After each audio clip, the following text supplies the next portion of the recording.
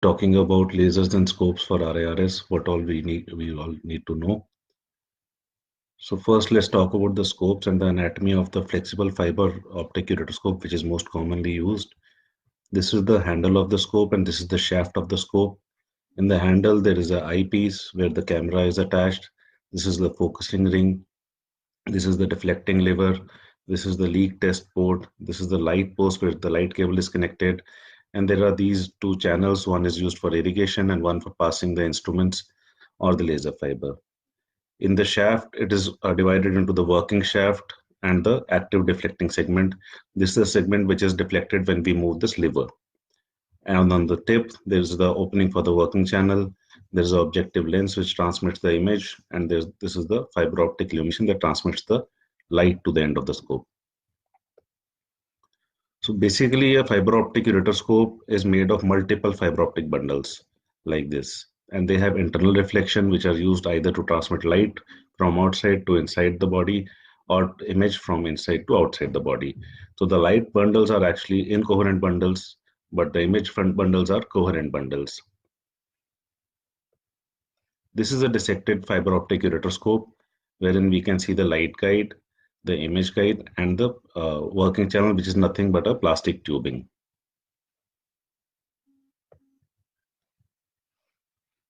So different companies use different terms for this type of deflection. This is what Karl Storz use, that is positive or contrapositive deflection. When you take the lever back and the tip bends down, that is what Karl Storz defines as positive deflection.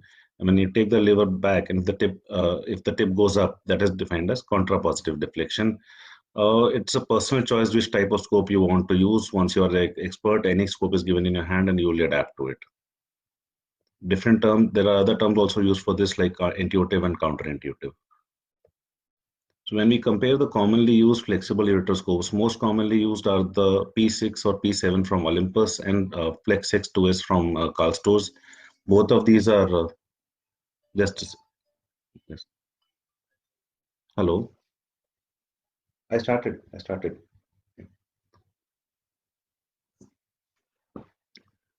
So as I said, there's the P6 or P7 from Olympus and FlexX 2S from Karl Storz.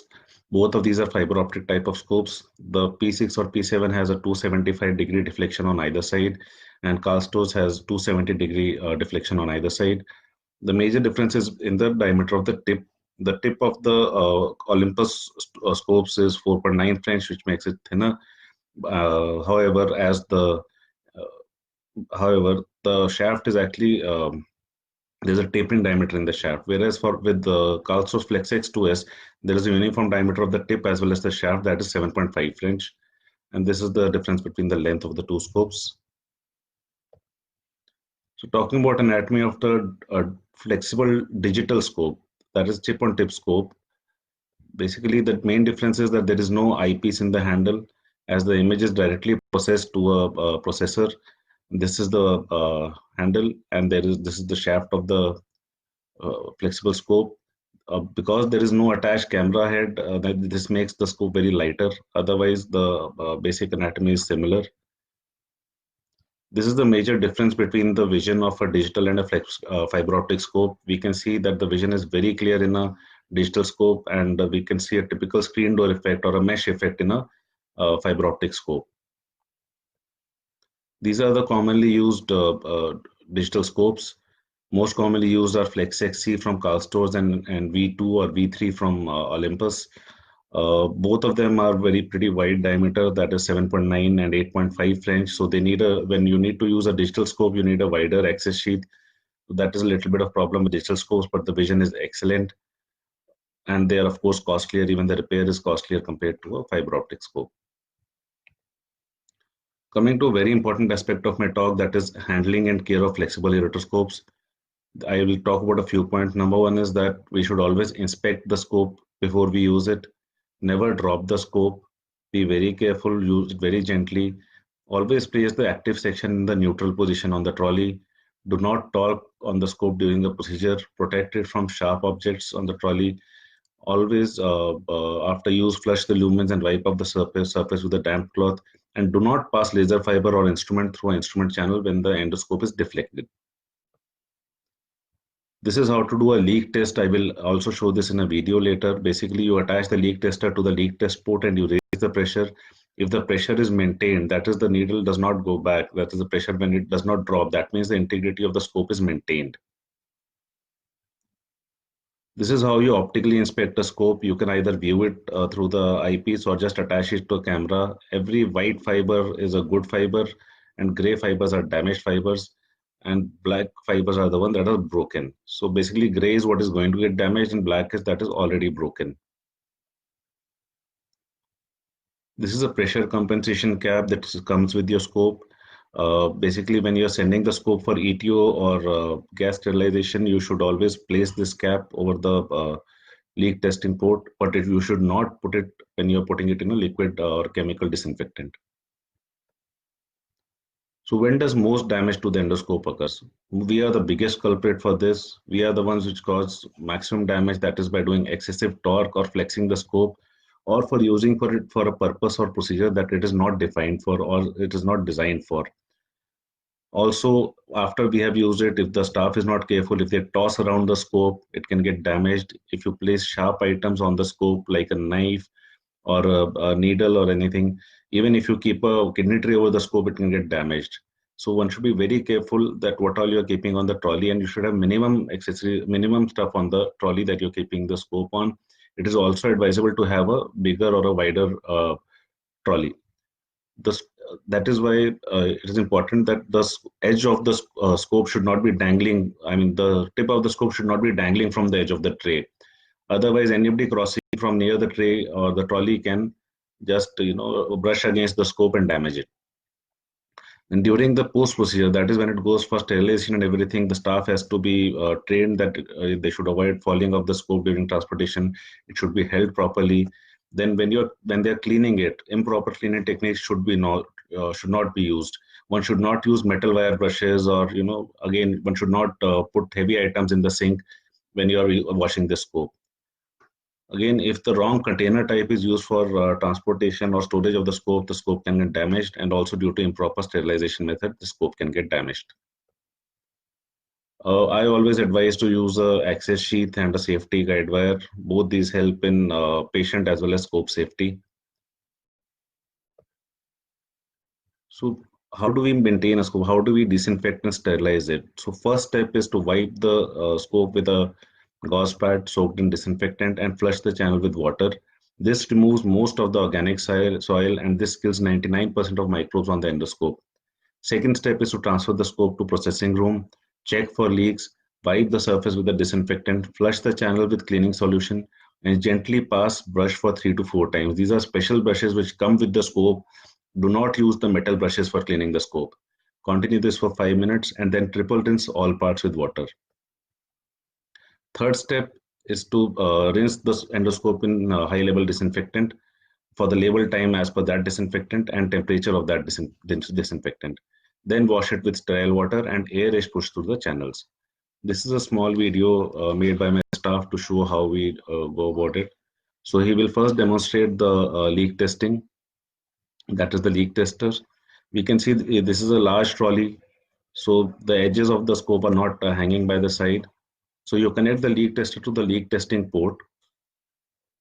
And if there is a leak, you can actually identify the site of leak by putting the tip in the tray of water.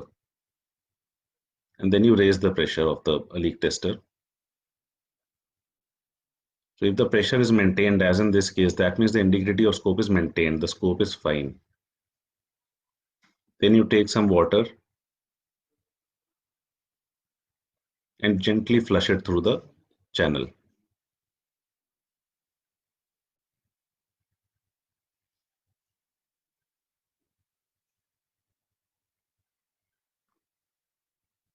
You repeat this 2 or 3 times.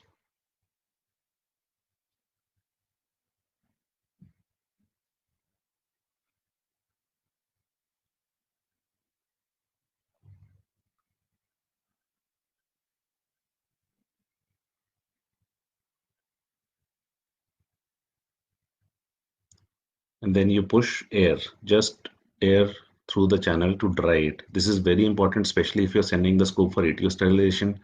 The scope should be dry.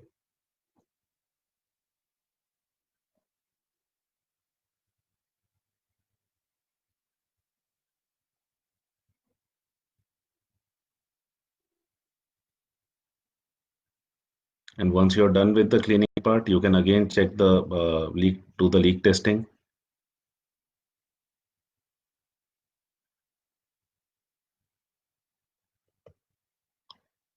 So talking about sterilization, one can use either liquid disinfectants like Cydex and Parasafe, or plasma sterilization and gas sterilization, that is ETO for scopes. So coming to second part of my scopes, my talk, that is lasers for RIRS. We know now that there are two main types of lasers which are used, that is holmium laser and thulium laser, thulium fiber laser. So we will take these up one by one.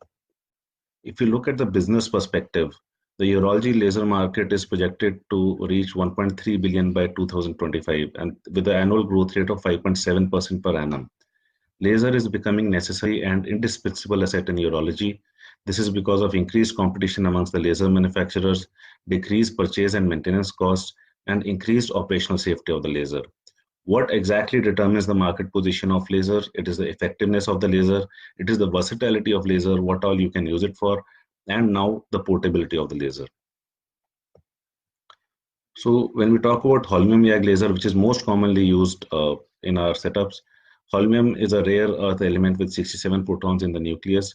Both holmium and thulium were named by a Swedish chemist as brown and green substance found over erbium.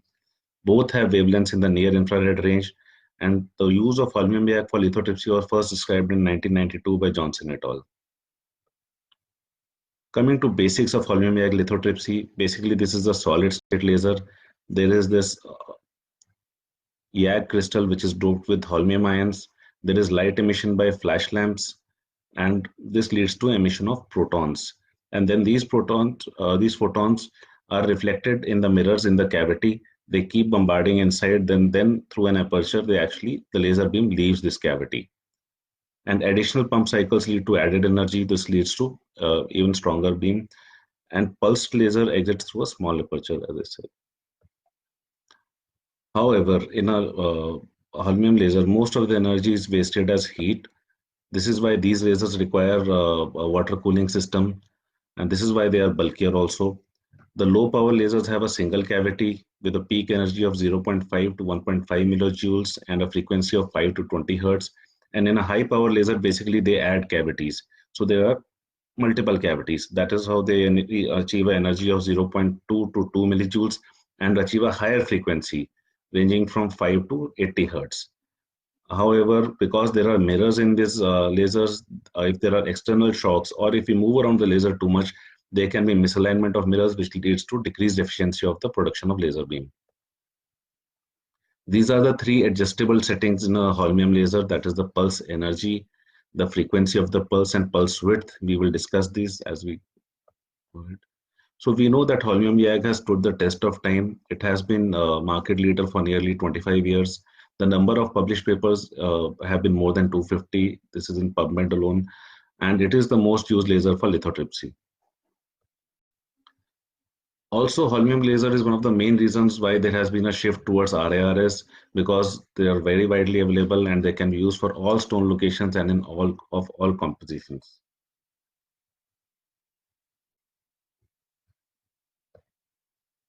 Coming to some of the recent advances in holmium YAG lasers, basically now we have the high power lasers. This is because of addition of multiple cavities.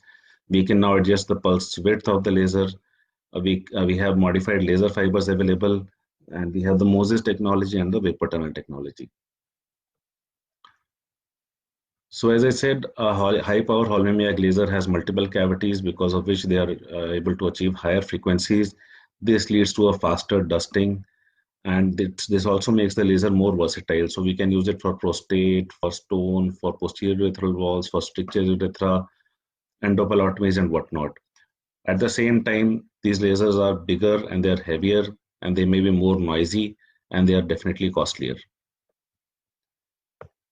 This is a small video showing dusting at a high frequency and a low energy. So we are operating with energy of 0.3 joules and a frequency of 30 hertz. This is usually not achievable with the lower wattage or lower power lasers. And you can see how nicely and fastly the dusting is happening because of a higher frequency that we are using.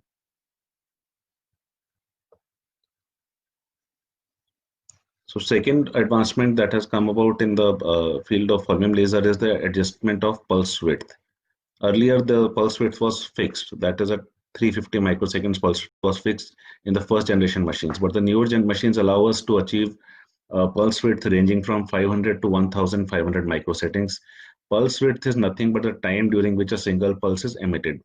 And a longer pulse means lesser retropulsion. 30 to 50% decrease in retropulsion occurs if we use a long pulse. It also prevents the burn back of laser fiber, which allows us to use the laser fiber for a longer time. Coming to modifications of laser fibers, we now have round tip fibers which are easier to insert through a bent scope. If we have a stone in a very difficult site where we have to really bend the scope and then pass the laser fiber, one can use a round tip laser fiber. We have the smaller fibers with holmium laser with 200 micron is of course the smallest. This leads to production of smaller fragments. There is a limitation to holmium that we cannot decrease the size of fiber further, because if we decrease it further, the internal diffraction stops and then the fiber gets damaged and the scope also gets damaged. So, and also it is no more considered necessary to strip the fiber. This is another advancement. And sometimes if you don't have a ball tip fiber also, and if you want to enter through a bent scope, just cut the tip of the fiber flush with the sheath and you will be able to pass it. Another advancement that came into holmium laser is MOSES technology.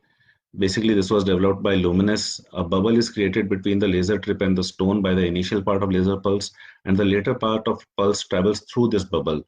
This results in better ablation of the stone and lesser retropulsion, as is seen in these videos.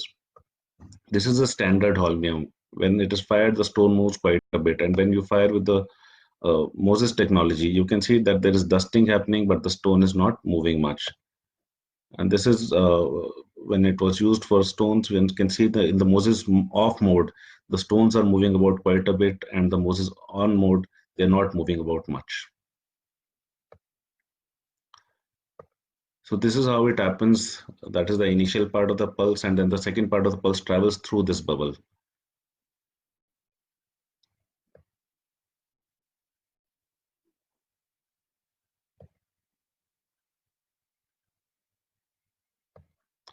Similar technology is developed by Quanta.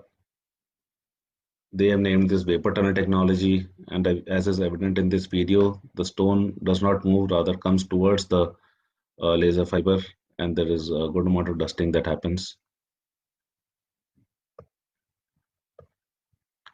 Talking about some of the disadvantages of holmium YAG lasers, they are definitely bigger and bulkier machines. They are fragile and not portable. They are noisy, and they are compatible with laser fibers more than 200 microns only. High power lasers allow for higher frequency, but not more than 80 hertz, and the lowest energy available achievable is 0.2 millijoules. So what is challenging the holmium lasers? This is the new latest challenger for the holmium lasers, that's the thulium fiber laser, which is being marketed as Eurolaser in India by IPG and by as Solvite in US by Olympus. So if you look at the periodic table, holmium and thulium are actually neighbors which are now fighting among themselves. Coming to the basics of a thulium fiber laser, thulium is also a rare earth metal. The energy source used in this laser is a diode laser compared to a flash lamp that is used in the holmium laser. And the medium is not a crystal but a 10 to 20 micron very long thulium ion containing fiber, which is doped with basically it is a silica fiber doped with thulium ions. So here, when the diode laser is fired and the laser energy is created here, basically the laser is transmitted from a fiber to a fiber. That is why most of the energy is not wasted. That is why you don't need very very good cooling systems in these lasers, and that is why they become lighter also. The wavelength of thulium fiber laser is 1940 nanometers. Coming to features of thulium fiber laser, it has a higher water absorption coefficient, which leads to lower ablation thresholds. One can use much lower energy settings than holmium, ranging from 0.05 or even 0.025 joules, and one can achieve a very high frequency, as high as 2200 hertz. This leads to excellent dusting. And one can achieve a longer pulse width up to 12 milliseconds. This leads to lesser retropulsion. And there is a lesser optical penetration depth. These machines are definitely lighter. There are no mirrors, so they are supposed to be easy to maintain. And of course, allow us better portability. So this is a figure showing the different energy characteristics of holmium and thulium laser. So if you look at the pulse energy, as I mentioned, in holmium laser we can achieve from 0.2 to 6 joules, whereas in TFL you can go from 0.025 to 6 joules. If we talk about frequency, in holmium laser we can go from 5 to 80 hertz, and in TFL we can go from 5 hertz to as high as 2200 hertz. And if we talk about the pulse width, in holmium laser, we can go from 50 to 1300 microseconds, and in TFL, we can go from 200 to as high as 12 milliseconds.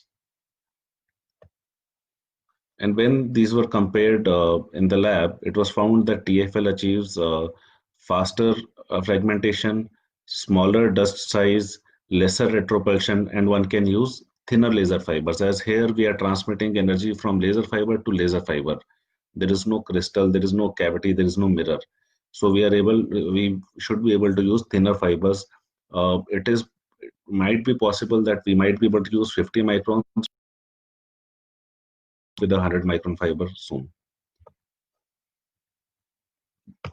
This is when I used the thulium laser for first time about 1.5 years ago, and you can see when we are dusting the stone is not moving at all, and the dust being created is very thin, very fine dust.